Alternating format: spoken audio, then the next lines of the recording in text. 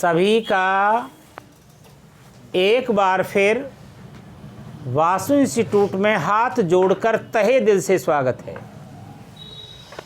जहां कल कथा ने विराम लिया था, आगे की कथा का दर्शन करिए, गाइए, गुनगुनाइए और अपने हृदय में अंकित कीजिए, मस्तिष्क में अंकित कीजिए। वासु इंस्टीट्यूट की सलाह और परामर्श फेयर कॉपी अवश्य बनाइए, अपने नोट्स अवश्य बनाइए, ताकि परीक्षा टाइम पीरियड में वो नोट्स, वो कॉपी आपकी पूरी मदद कर सके। कोई भी टीचर, कोई भी गुरु बोर्ड के पेपर में 1 दिन की छुट्टी, 2 दिन की छुट्टी, 4 दिन की छुट्टी, 5 दिन की छुट्टी में पूरा गणित नहीं पढ़ा सकता, पूरे सवाल नहीं पढ़ा सकता। वो आपकी प्रॉब्लम बता सकता है, मोस्ट इंपॉर्टेंट सवाल बता सकता है, बट लेकिन पूरा गणित नहीं पढ़ा सकता। तो फिर कैसे करें? अरे जो सवाल नहीं आता है अपनी फेयर कॉपी में देख लीजिए, समझ लीजिए, क्योंकि नोट्स में से, अपनी फेयर कॉपी में से आसानी से क्वेश्चन समझ आ जाता है। तो फेयर कॉपी बनाने का इसलिए फायदा है। अब जहां कथा चल रही है, बड़ी सुंदर कथा चल रही है, त्रिकोणमिति।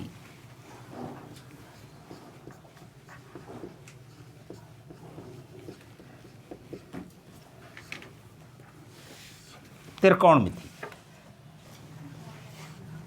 NCERT के अनुसार एक्सरसाइज 8.2। अब आपके सामने 8.2 का question number 3, very very very most important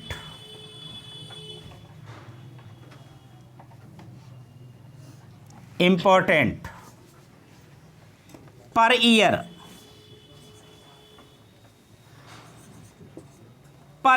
आने वाला प्रश्न,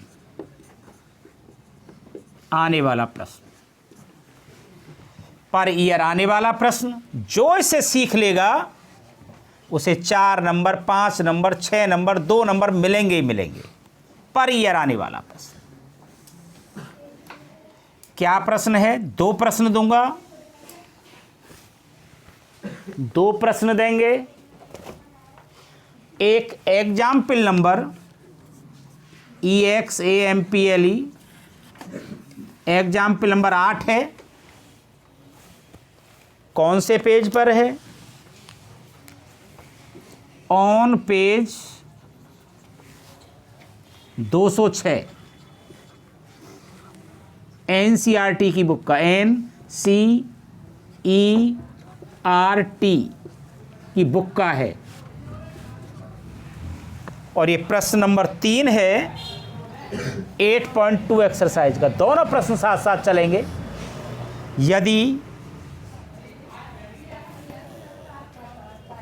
10 बहुत प्रश्न बनाए जा सकते हैं ऐसे, A+B बराबर √3 थोड़ी सी जगह छोड़ लेते हैं, और 10A-B बराबर 1/√3।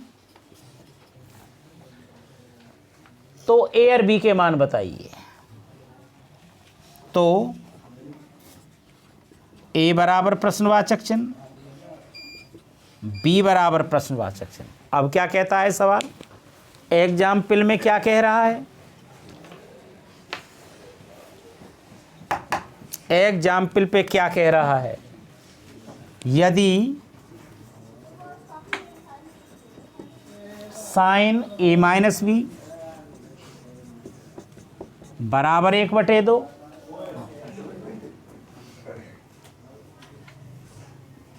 लाइन छोड़ लेते हैं, कॉस ए प्लस बी बराबर 1/2। तो ए और बी के मान ज्ञात करो। ए तथा बी के मान ज्ञात करो। दोनों एक ही रेंज के सवाल हैं, ट्रिक बताएंगे। जो समझ लेगा उसका भव से बेड़ा पार, जो ना समझेगा उसके लिए कठिनाई आएगी, उसके लिए कठिनाई आएगी, उसके लिए कठिनाई आएगी ही आएगी। कठिनाई से बचने का इलाज देखिए ध्यान से, देखिए ध्यान से। जो ये लगा लेगा उसका काम तमाम। बिल्कुल प्रश्न बिल्कुल क्लियर, इस ट्रिक को समझिए।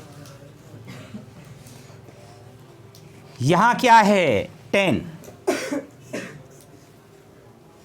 ए प्लस बी से कोई मतलब नहीं। और यहां क्या है √3। तो आपको कुछ नहीं सोचना, 10 में √3 किस अंश की वैल्यू होती है ये सोचना है बस। 10 में √3 वैल्यू किसकी होती है? √3। 10 होता क्या है? लंब बटे आधार। लंब √3, आधार 1। √3/1 का मतलब होता है √3। तो क्या अंश की वैल्यू होती है? 60 अंश की। कुछ नहीं सोचना, 10 में √3 वैल्यू किसकी होती है ये सोचना है बस। तो क्या सोचा? 10 ए प्लस बी बराबर 10 में ये वैल्यू होती है 60 अंश की। 10 60 अंश। कुछ हो गया? क्या हो गया? 10 से 10 कैंसिल हो गया, तो ए प्लस बी बराबर आ गया 60 अंश।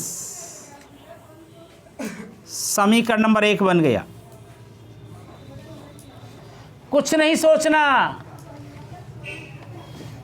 यहां 10 है, यहां 1/√3 है। 10 में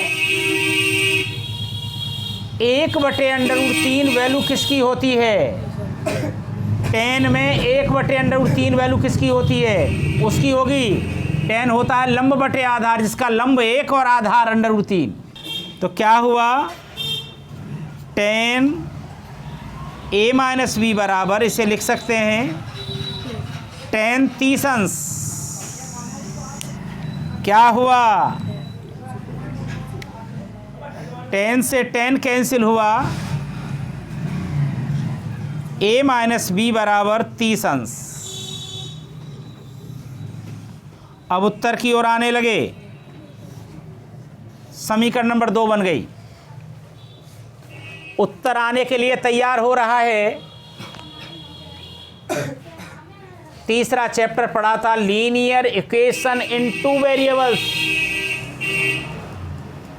2 चर रेखिक वाले समीकरणों को हल करना। ये x का काम कर रहा है, ये y का काम कर रहा है, ये x का काम कर रहा है, ये y का काम कर रहा है। गुणांक बराबर देखते हैं, a का भी गुणांक बराबर है, b का भी गुणांक बराबर है। अगर गुणांक बराबर, चिन्ह समान तो घटाने पर कटती है। गुणांक बराबर और चिन्ह विपरीत तो जोड़ने पर कटती है। तो जोड़ दें, जोड़ने में ज़्यादा फायदा होता है, क्योंकि घटाते समय बीजगणित में चिन्ह बदल जाते हैं। तो समीकरण 1 और 2 को जोड़ दीजिए। समीकरण 1 तथा 2 जोड़ने पर, जोड़ेंगे तो ये प्लस का भी है, माइनस का भी है, कैंसिल हो गया। a और 1 कितना हो गया? 2a। 2a बराबर 60 में 30 जोड़ दिया, 60 में 30 तो 90 है। 2 की गुणा हो रही है, भाग हो जाएगा। 90 का आधा 45, तो a की वैल्यू आ गई 45।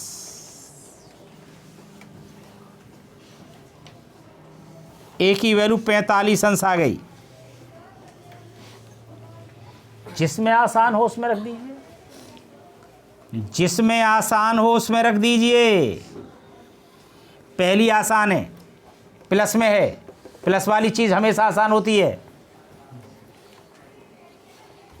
पुट इन 1, एक ही जगह 45 रख दीजिए यहाँ पर। 45 प्लस बी बराबर 60, प्लस का है माइनस का हो जाएगा। बी बराबर 60 माइनस 45, तो बी बराबर आएगा 15 अंश।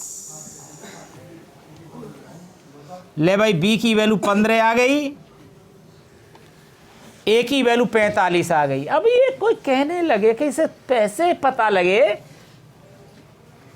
कि हमारा उत्तर सही है? पहचान बता रहे हैं भैया, ट्रिक से पहचान लीजिए। कोई सी समीकरण ले लीजिए, पहली ले लो, ए में बी को जोड़ो तो आना चाहिए 60, ए की वैल्यू 45, बी की वैल्यू आई है 15, 15 और 45 60 ही होने चाहिए। दूसरी ट्रिक बता रहे हैं, ए में से बी को घटावें तो आना चाहिए 30, ए की वैल्यू 45, बी की वैल्यू आई है 15, और 45 में से 15 घटाओगे तो आएगा 30। इसका मतलब आंसर बिल्कुल सही। उत्तर माला में जाने की भी जरूरत नहीं, यही कर दिया। दूसरे प्रश्न पर आइए, फिर सोचिए। साइन, यहां साइन है, यहां 1/2 है। साइन होता क्या है? लंब बटे कर्ण, जिसका लंब 1 होगा और कर्ण 2 होगा, वो उसकी वैल्यू होगी। लंब 1 कर्ण 2, कोसाइन है। लंब 1 येरा, कर्ण 2, साइन 30 की वैल्यू है। साइन 30 की वैल्यू इसे लिख सकते हैं साइन ए माइनस बी बराबर साइन 30। अब साइन से साइन कैंसिल हो गया, बचा क्या? ए माइनस बी बराबर 30 अंश, लॉकेट में बंद कर लिया, इसका कलेश खत्म। अब आ गया कॉस, यहाँ कॉस है। कॉस में 1/2 वैल्यू किसकी होती है? कॉस होता क्या है? आधार बटे कर्ण, जिसका आधार 1 होगा और कर्ण 2 होगा। आधार 1 कर्ण 2, कर्ण 2, आधार 1 कर्ण 2, कॉस ए प्लस बी बराबर, इसे लिख सकते हैं कॉस 60। कुछ हुआ होगा, हर लाइन पर होगा। कॉस से कॉस कैंसिल, तो ए प्लस बी बराबर 60 अंश। समीकरण नंबर 2, पहली समीकरण 1, वही बात, लीनियर इक्वेशन इन 2 वेरिएबल्स, 2 चर रेखिक वाले समीकरण को कैसे हल करते हैं? गुणांक देखते हैं, ए के बी बराबर, दोनों समान चिन्ह है, घटाने पर कट जाएगा। 1 माइनस 1 प्लस, जोड़ने पर कट जाएगा, जोड़ने पर ज़्यादा फायदा होता है। समीकरण 1 व समीकरण 2 जोड़ने पर बी कैंसिल हो गया, बी कैंसिल हो गया, इससे बी कैंसिल हो गया। क्या बचा? ए और ए 2a बराबर 30 में 60 जोड़ दिए 90, 2 की गुणा हो रही है, उधर भाग हो जाएगा। ए की वैल्यू 45, ए की वैल्यू 45 आ गई। यहां से पुट इन 1, पहली आसान होती है, प्लस वाली आसान होती है, इसमें रख दें। ए प्लस बी बराबर 60, ए की वैल्यू 45 प्लस बी बराबर 60, 45 प्लस का है, बी बराबर 60 माइनस 45, तो बी बराबर 15 अंश। इसका भी आंसर वही आया। सत्य और असत्य,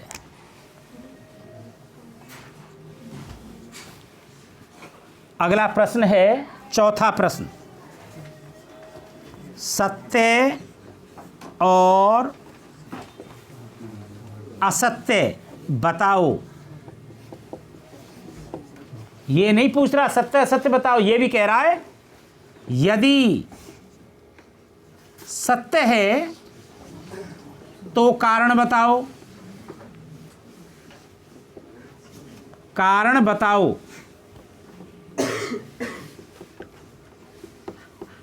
और यदि असत्य है तब कारण बताओ, कारण बताओ। साइन ए प्लस बी बराबर साइन ए प्लस साइन बी। ये कह रहा है कि साइन ए प्लस बी बराबर इसके होता है या नहीं होता है। ये बात सत्य है या असत्य है?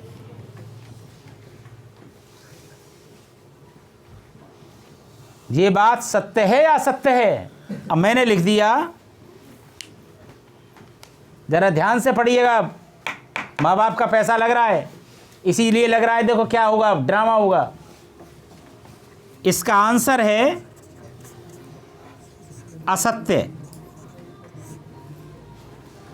इससे काम नहीं चला मेरा, इससे काम नहीं चला मेरा, क्योंकि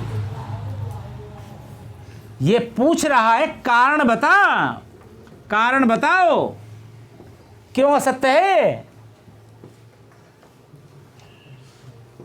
अब हम सिद्ध कर रहे हैं इसे क्यों असत्य है।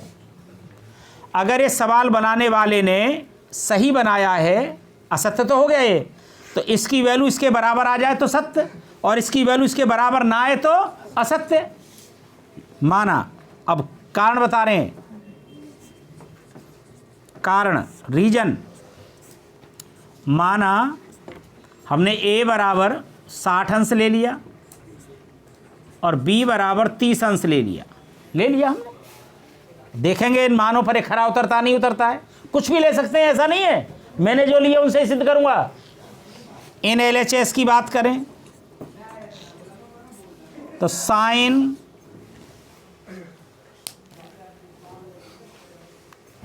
a प्लस बी, ए की वैल्यू 60, बी की वैल्यू 30 लिए, साइन 90, साइन 90 कहाँ आ रहा, लंब बटे कर्ण, साइन 90 की वैल्यू 1 होती है।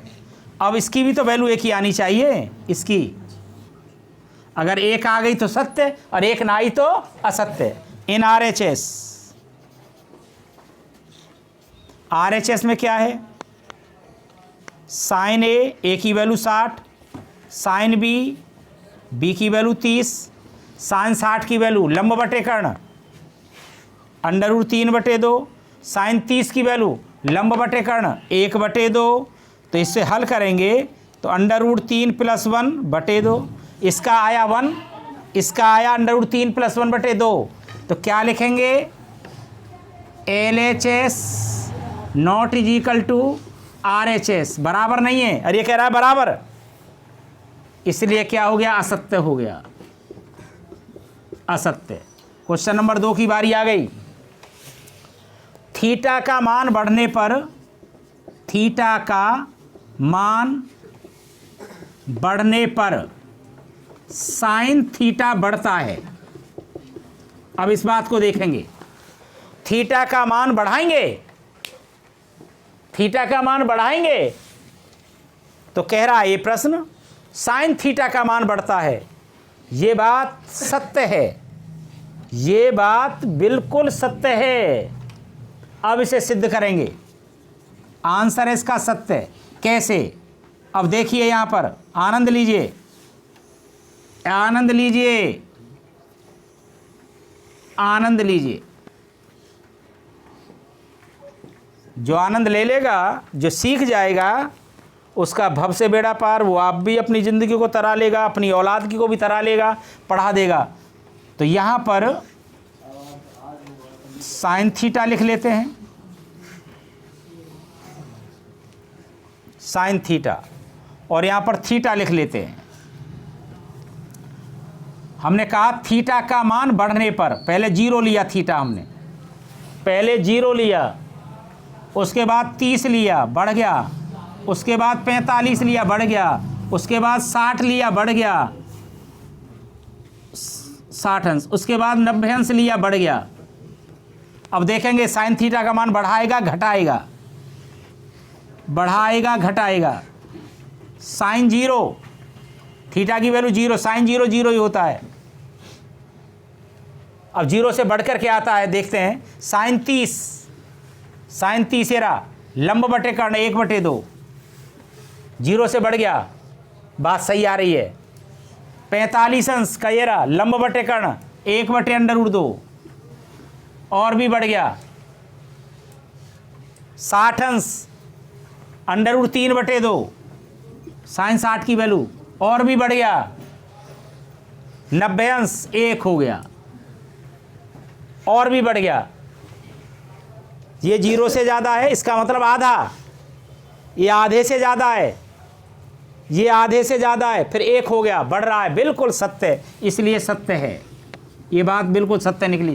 कारण भी बता दिया, अगर थीटा का मान बढ़ता है तो साइन थीटा बढ़ता ही जाता है, बढ़ता ही जाता है। नंबर 3, नंबर 3 की बारी आ गई भैया।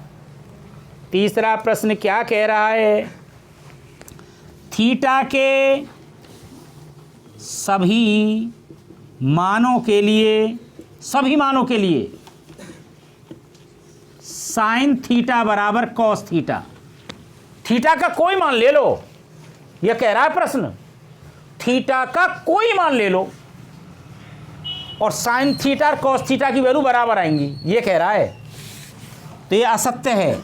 देखो अब कैसे, अब तो ये तो सबकी समझ में आ जाएगा।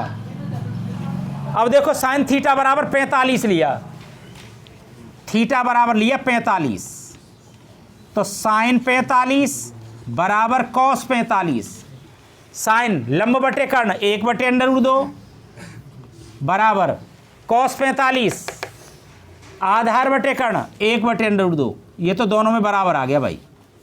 यहाँ तो बात सत्य हो रही है, यहाँ तो बात सत्य हो रही है, यहाँ तो बात सत्य हो रही है। अब और ले लें, और ले लें। अब थीटा की वैल्यू 60 अंश ले लो, 60 अंश, तो लिखो साइन 60 बराबर कॉस 60। साइन 60 की वैल्यू लंब बटे कर्ण √3/2 और कॉस 60 की वैल्यू आधार बटे कर्ण 1/2। ये तो बराबर नहीं है, ये तो बराबर। और ये कह रहा कि थीटा के सभी मानो, थीटा का कोई मान लो, साइन थीटा का मान और कॉस थीटा का मान बराबर आएगा।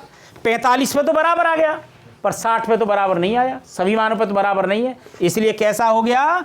असत्य हो गया, असत्य। चौथा, ये कह रहा है a बराबर 0 अंश, a बराबर 0 अंश, तो कॉट ए परिभाषित है। ये बात बिल्कुल सत्य है, ये बात बिल्कुल सत्य। देखिए करके दिखाएंगे अब आपको कैसे। कॉट ए की जगह 0 अंश लगा दो, बराबर 0 पे चले जाइए। ये रहा, कॉट होता क्या है? LAL बटे KKA, आधार बटे लंब, आधार 1 और लंब 0, और 1 में 0 का भाग करेंगे तो क्या आता है? अनंत आता है। इन FINITIVE इन्फिनिटिव, इसे क्या कहते हैं? ए परिभाषित कहते हैं। तो मेरी तरफ से, मेरी व्यासपीठ की तरफ से, मेरे पूरे परिकर की तरफ से और Vasu institute directed by DD Sharma की तरफ से सभी विद्यार्थियों को प्यार, स्नेह और सभी को हाथ जोड़कर राधे राधे।